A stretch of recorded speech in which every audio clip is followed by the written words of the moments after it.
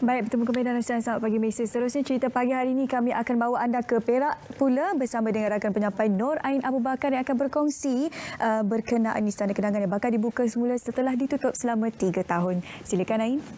Ya Syuk, saya kini berada di Istana Kenangan. Istana Kenangan yang cukup cantik sebenarnya pemandangan di sekitar saya ni.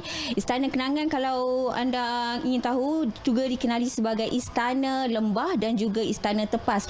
Dan untuk makluman juga, Istana Kenangan ini sebenarnya merupakan tempat persemayaman Sultan Perak yang ke-30 sebelum ini, sementara menunggu Istana Iskandariah siap sepenuhnya. Dan kemudian apabila Istana Iskandariah itu siap, istana ini kemudian dijadikan sebagai Museum Diraja Kuala Kangsar. Dan sejak daripada 2017 sebelum ini, istana ini telah ditutup kepada orang ramai bagi membolehkan kerja-kerja pemeliharaan dilakukan. Dan bagi memperincikan dengan lebih lanjut berkenaan dengan kerja-kerja pemeliharaan ini, bersama dengan saya ketika ini Pengarah Lembaga Museum Negeri Perak iaitu Puan Nur Janati Ibrahim. Assalamualaikum Puan. Waalaikumsalam warahmatullahi wabarakatuh. Puan, boleh Puan ceritakan sikit setakat ini dari segi persediaan pihak museum sendiri bagi menerima kunjungan pengunjung apabila siap dibuka kelab? Okey, para penonton sekalian, Istana Museum Diraja Kuala Kangsar ini yang dulunya adalah Istana Kenangan akan dibuka semula, dan sebelum itu semasa penutupan ini kita telah menyediakan kerja-kerja untuk pembukaan semula, iaitu mengadakan semula balik pameran mengenai Kesultanan Perak. Kalau kita tengok, istana ini dulu adalah istana kenangan yang sangat unik pembinaannya.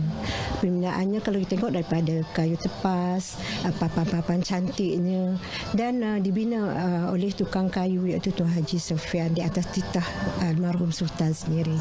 Jadi apabila buka nanti kita akan memastikan pelawat yang melawat ke Museum Diraja Kuala Kangsar ini mengikuti SOP yang telah ditetapkan. Kita mengikut ketat SOP tersebut, seperti biasa mengambil suhu, mencatat, dan juga kita hanya membenarkan 20 orang pelawat pada suatu masa.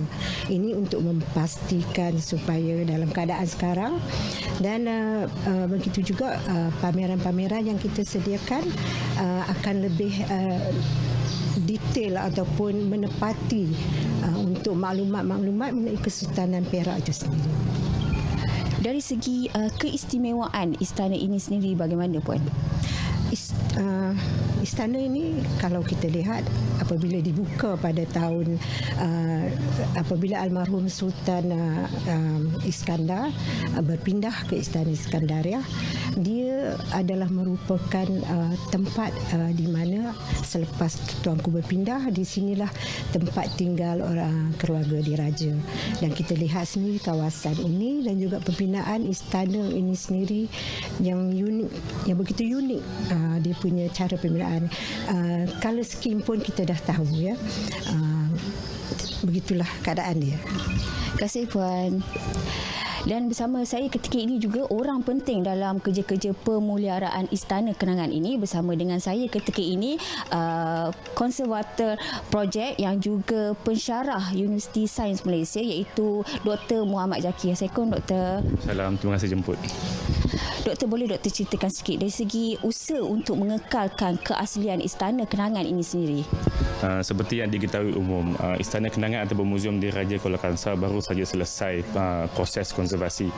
Kelebihan projek konservasi adalah bukan sekadar memanjangkan jangka hayat sebuah bangunan warisan, dia juga menghasilkan beberapa dokumentasi yang lengkap.